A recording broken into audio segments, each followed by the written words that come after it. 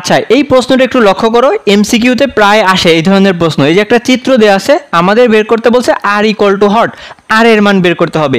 এইখানে একটা কোণ দেওয়া আছে 30 ডিগ্রি, এবং একটু লক্ষ্য করো এই যে রশ্মিটা দেওয়া আছে এইখানে তীর চিহ্ন দেওয়া আছে, তার মানে এটা আপাতিত রশ্মি, আর তীর চিহ্নটা এই দিকে দেওয়া, মানে এটা প্রতিফলিত রশ্মি। আপাতিত রশ্মি, প্রতিফলিত রশ্মি দেওয়া আছে, আর এইটা তার মানে এটা প্রতিফলন কোণ বের করতে হবে। আমরা আলোর দ্বিতীয় সূত্র থেকে জানি আপাতন কোণ আর প্রতিফলন কোণ পরস্পর সমান, তাহলে আমরা এখানে আপাতন কোণ বের করব, ওইটাই হচ্ছে প্রতিফলন কোণের মান। এবার একটু লক্ষ্য করো এই যে অভিলম্বটা আছে, এইটা তো সবসময় 90 ডিগ্রি কোণে আছে, কারণ যেহেতু লম্ব, তাহলে এই পাশের কোণটা যদি 30 হয়, এক্স অক্ষের সঙ্গে কোণটা যদি 30 হয়, তাহলে এই কোণটা কত হবে?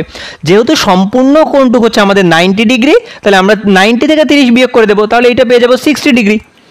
কারণ এই যে 30 আর 60 যোগ করলে এই সম্পূর্ণ কোণ 90 ডিগ্রি হবে, এইটা আমাদের 60 ডিগ্রি।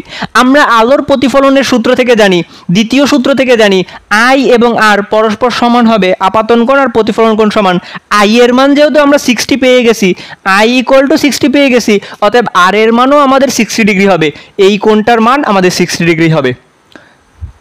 বুঝছো?